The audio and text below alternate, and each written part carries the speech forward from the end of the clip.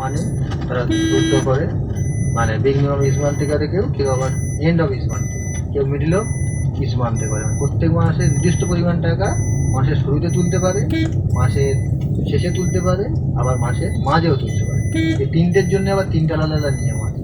যদি মাসের শুরুতেই নির্দিষ্ট পরিমাণ টাকা তোলে প্রতি মাসে, তাহলে তার জন্য আমাদের ড্রয়িংয়ের উপরে কি ইন্টারেস্ট হবে?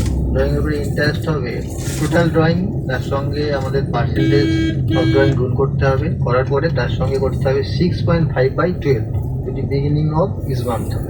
যদি এন্ড অফ ইচ মান্থ হয় তাহলে আমাদের ড্রয়িংয়ের ইন্টারেস্ট অফ ড্রয়িং কীভাবে বের করতে হবে? টোটাল ড্রয়িংয়ের সাথে পার্সেন্টেজ অফ ড্রয়িং গুণ করবো, তার সাথে কি গুণ করবো?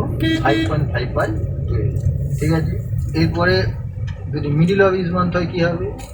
সেম ইন্টারেস্টের যেরকম টোটাল ড্রয়িংস প্রথমে নেব, তার সঙ্গে পার্সেন্টেজ অফ ড্রয়িং নেব, আর 6/12 করবো।